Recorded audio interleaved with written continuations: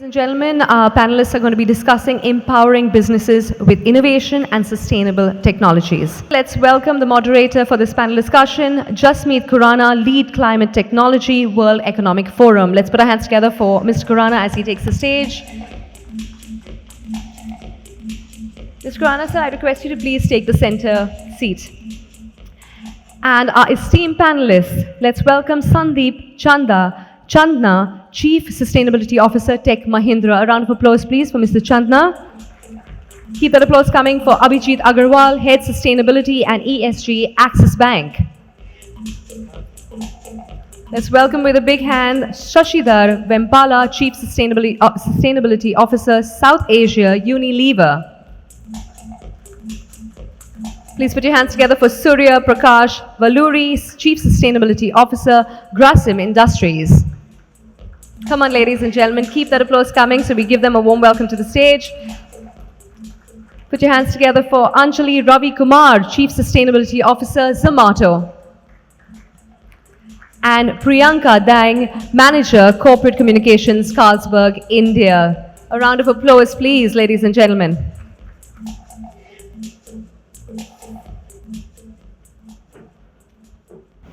All right, thank you to the great panel that we have, and thanks now for having us together.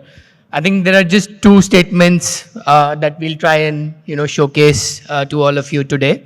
One is more sustainable businesses should be more successful, and we'll get to hear a very diverse perspective from very different sectors on whether that holds true across the sectors. And the second point, that technology and innovation can play a key role in embedding sustainability into that journey that businesses have. So with that, let me start first maybe with you, Anjali, from Zomato, most visible business when it comes to what consumers want you to be sustainable around. Of course, you have to deploy a lot of technology, and you are primarily a technology company to achieve that. Just give us a sense of why and where sustainability becomes important to a business which is in a place for people to go get food, groceries, etc. But there are lots of elements on sustainability just within that small use case, if you put it that way. So how would you kind of see the role of technology and sustainability at the core of your business?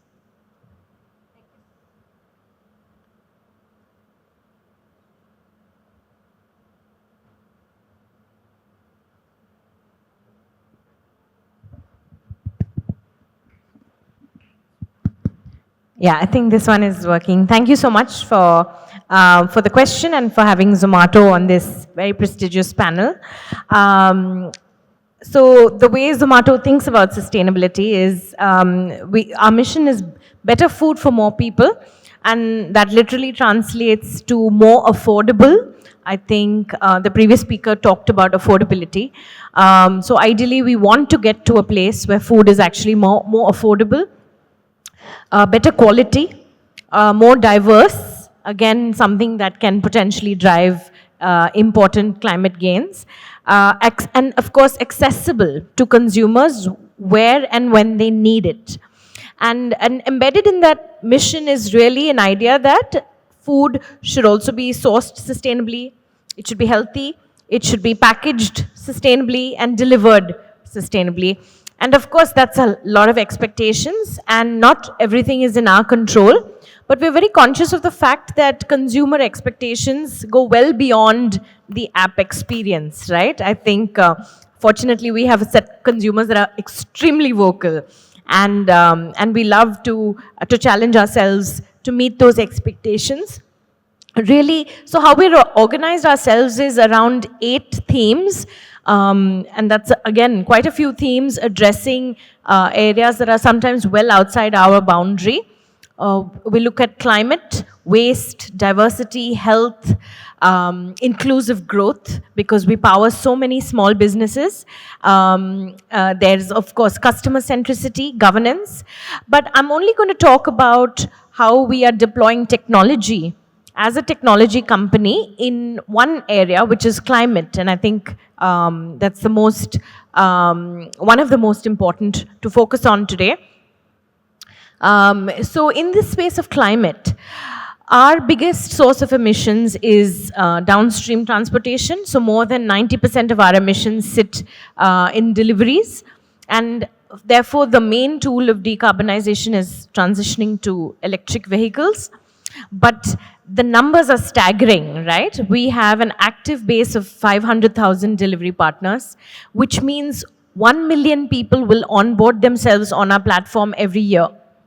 And how do we get EVs into the hands of 1 million people who are not credit worthy? Not all of them are credit worthy, and not all of them have even access to access to EVs in their city. So what we've done with technology, we realized that data has a big role to play, and so now we've made it possible for delivery partners to access EVs on rent in the zone that they operate seamlessly through the delivery partner app by integrating all the options available in that neighborhood.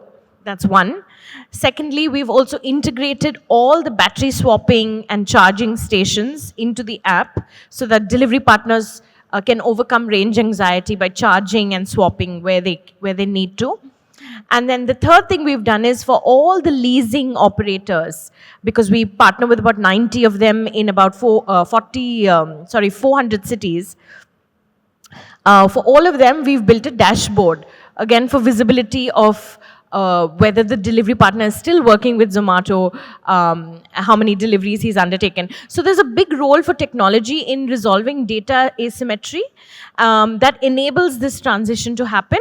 Another example is the automated weather system technology that we just announced to protect delivery partners and to ensure a seamless customer experience. We've installed 750 automated weather stations. And this kind of data actually India doesn't have today. These are in 60 cities, and we've also made it free to use for public service organizations. So that data, again, resolves this asymmetry around is it raining, is it not raining, and protects delivery partners. It also ensures that we can increase incentives to make sure that delivery partners are available. So that's two use cases with a very systemic approach to getting everyone of your delivery partners, or at least most of your delivery partners, onto electric. So I'm assuming, you've just explained, and I've been in the EV sector for some time, so I understand what each of those steps, what that takes. So I applaud you for all of that effort and the role that technology is playing in making that happen. Moving on to you, Shashi, Hindustan Unilever, very different type of business, a very wide business, of course, FMCG, but, you look at from sector perspective, you look at agri, you look at, from water sustainability, you look at climate, you look at, plastic and circularity. So there are lots of things on your plate when it comes to sustainability. How are you, looking at being a sustainable business, and, what does that mean for Hindustan Unilever, and what role technology is playing in that? Sure, Jasmeet. Very good to be here. Thank you. So for HUL, if you go back to when we started, making cleanliness commonplace was one of the visions. And today our mission remains making sustainable living commonplace. Now, if you take that, HUL has a very strong belief that what is good for India is good for HUL. And from there, the entire aspect of doing sustainability and delighting consumers by making great affordable products starts, and then tech has to play a role. If you look at the diversity in product categories and the scale, you cannot grow or delight customers if you cannot have technology, and also the delight. Can you give some examples of, Yeah. So let's look at the entire, the materiality of things and the topicality of words relevant today, which is climate, nature, plastics. These are three very strong aspects, and livelihoods cuts across in all these. So if you look at climate itself, the aspect of sequestration from the footprint from all your products is one of the biggest aspects which consumers don't see. But if you look at products like soda ash, we've innovated the world's first near zero footprint soda ash. And there is a promise to scale for that. And that is where I would talk about it's not just tech, but it's also about the ability to scale a solution which actually determines how successful we are in allowing sustainability to trickle down in a mindset. And if you look at the transition, I'll divide it into three parts. You'll have a knowledge transition, you'll have a material transition, and the mindset transition. The mindset is the most difficult one to tackle. But if the material is available and the know-how is available, then it's very easy for us to start getting into solutions. And that is where plastic, if you look at it, the entire aspect of moving from virgin plastic to recycled plastic. But if you look at mechanical recycling versus chemical recycling, India does not have chemical recycling. We're very nascent in it. I mean, for the benefit of the audience who don't understand mechanical and chemical, mechanical is somewhere where you just heat it up and you just change form, and chemical is you go back to the original fossil form to it.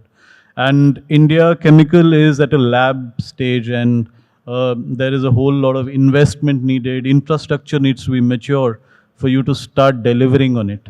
And that is where we are plastic positive, but it's important that you play a technical role in solving policy as well as infrastructure on that. So a lot yet to do in this space. Yeah. So I think one of the kind of points that I'll pick up on and create a thread between what Anjali said and what you said is, technology, while it is, complex at the back end, you have to really make it simple at the front end for it to kind of really, be pervasive in the society. And maybe we'll take that thought forward with you, Sandeep. From a Tech Mahindra perspective, of course, Mahindra, we all know, has been a leader when it comes to taking targets and creating roadmaps to meet those targets, not just for yourself, but then inspiring everyone else within India, but even globally to move towards that direction. What is how does Mahindra Group and Tech Mahindra in particular, and you lead that effort, looking at that, going from targets and setting targets to achieving targets, and what role is technology playing in that? Thanks, Jess. And we were just discussing it outside. This is just for everyone. One thing is very clear, that today's digital is going to be tomorrow's ESG. That means everything you're going to do today, how it is going to optimize, how it is going to reduce the carbon emissions, is going to be the ESG part. And technology is going to be the future, which is going to help this sustainability aspect. One is, we were speaking about Gen AI. That is how the AI will play a very major role, whether it is predictive analytics or whether to do into the energy management, how the renewable energy will come into the picture, the algorithms which will help see the climate-related risks. We were discussing outside between Shashi and Asiya that Dubai, nobody could have imagined water at such a high level. Means I come from Pune, and this was a time the heat was just unbearable. I was in Delhi, 52. Means imagine if it gets 55, 56, how the businesses will impact. So technology is going to be an enabler. Technology is going to look at how the data capture, that is very important. And I think so quite a few of my previous people did speak about the data. Until you have a data with you where an decision could be based on, the future is going to be a bit on how you're going to reduce, how you're going to recycle, and what is it that you're going to take the targets around. Now, specifically speaking about Tech Mahindra, we are committed that we will be net zero by 2035.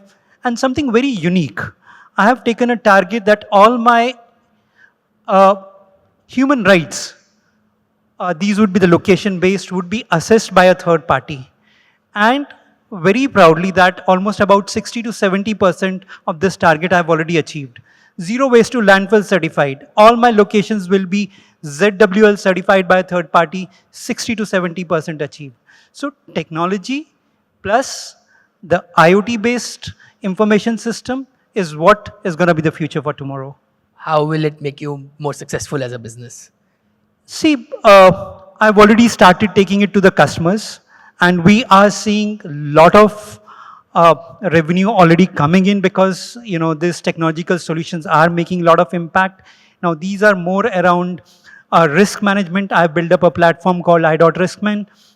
I've built up a platform called iDotSustain, which will capture the ESG data, do the net zero data modeling, see how AI will get really working with the companies to see that how their scenario analysis will come into the picture. So yes means one is the revenue, profitability, every aspect of this will get covered. Moving to you, Surya, of course, Grasim, one of your core products is viscose-based textile, which in itself is a sustainable textile. So you start from the word go when it comes to sustainability. But a lot of your kind of paints businesses and the other businesses, chemical businesses that you have within your group are very process-oriented material businesses. How do you bring sustainability in those processes? How does that make your business more successful and profitable? And how do you use technology to do that?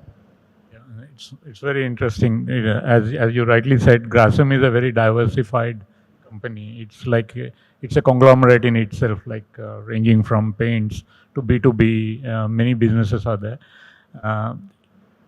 Very process driven, and it's all incremental. The beauty of that incremental adoption is the selection of technology, each of these as they are emerging, and as you go and you keep on investing in your sustenance capex or your new capacity building, in that you will be selecting those technologies which are more sustainable. Examples? Give you an example. Recently we started our paints business, and where we have actually invested lots of technologies in terms of sustainability, be it in water conservation, be it in air pollution control, be it on the safety side, and be it on the renewable energy. These projects have actually come up with complete ZLD in the project stage itself, even though ZLD is not a mandatory. So there are two things in it. One is, of course, technology adoption at the beginning of the project towards sustainability. Secondly, when you understand the materiality very well, you also see that there is a lot of value creation in that materiality. For example, today you may see that water is available at a cheaper cost. Service if you put a ZLD and you recycle your water. But going forward, if the water becoming more and more scarcity, as you know, we are very water stretched country, and you will find that water cost is going to be phenomenally high. Not only the cost, even the availability will become a difficulty. So in such scenario, applying that thinking in upfront in the project stage and putting up a ZLD is a wise decision. This is how we actually move ahead in our businesses. As you are saying, we were energy intense. We are dealing with some of those chemicals which are very hazardous in nature, and we are actually having large water footprint. However, these thinking at a broader level towards sustainability, not only at the management level, at shop floor level, even at the board level, has actually transformed, and it made very easy for us to make such kind of decisions. Yeah, which is now close to our starting point, which is more sustainable businesses will be more successful. So already what we are hearing, as a thread, just to combine a few things, is sustainability is not looked at separately. It's at the starting of the project, in the planning of the project, where you're putting up the capex. Sustainability is already deeply integrated into all of those decisions. So the first point being proven. Coming to you, Abhijit, from the ESG and financing perspective, of course, taking the Axis Bank view on this. On the first statement that I made, more sustainable businesses should be more successful or will be more successful. A big component of that comes from ESG and financing related to ESG, where the premise should be the more sustainable a business, the lower its cost of capital should be. Where do we stand on that, and how can technology help to make that a reality? Sure, certainly. Thank you. Good evening, everyone. So, as a bank, let me start by saying that the role of technology has been monumental in transforming the entire banking sector. And I think the proof is there for all of you to see. I think all of you can, perhaps all of you are doing banking online on your mobile apps. Now, ask yourselves, were you doing the same 10 years ago? Probably not. And today, people don't need to step into a bank branch to do their banking. 90% of all transactions at Axis Bank, for example, are digital, and 60% of customers are only banking digitally. So that is the impact of technology, and a lot of it has happened at the back end. We've been able to improve our processes, data security, which is now a challenge as technology permeates and there's internet access more.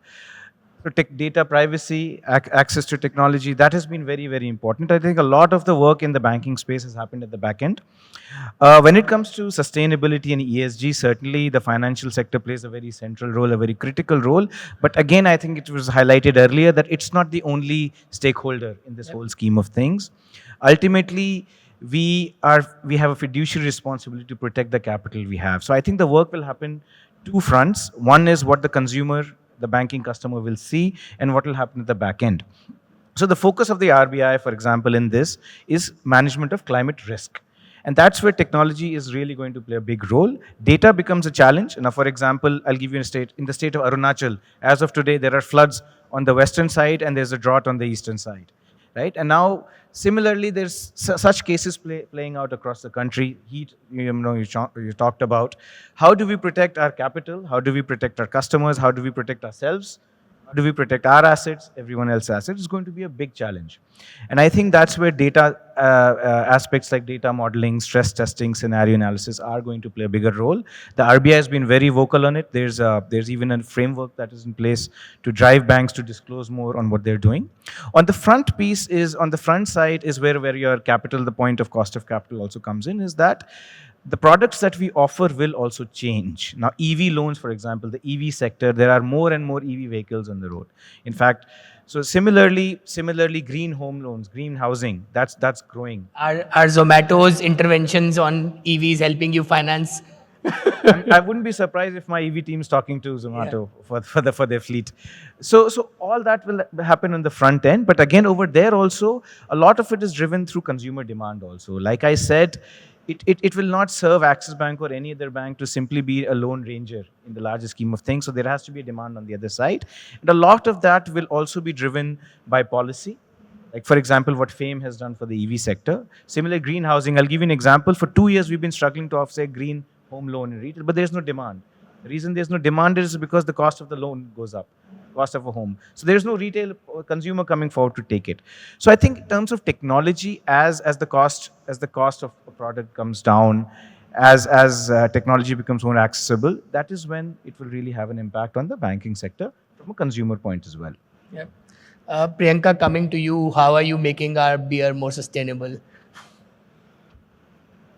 90% is beer, right? That and barley constitute the main piece of it. For us, we believe in a purpose of brewing for a better today and tomorrow. So the tomorrow aspect is already integrated in all the processes that we do. From a water standpoint, the water usage ratios are going down. We've installed WWRP, which is water usage, reusage plants in all our breweries. So one is in the brewery space that we continue to do the work, and one is externally what we do, right? So through projects with WaterAid, etc., we're seeing the transition now happening where water is going back. Apart from that, on the carbon aspect, we are now getting in CNG vehicles across our board. So some of them were recently introduced, and that has helped. From one vehicle in a month, we are saving about 29,000 kilos of carbon emissions, right? So that's one aspect of it. Apart from that, there are more initiatives that continue to happen.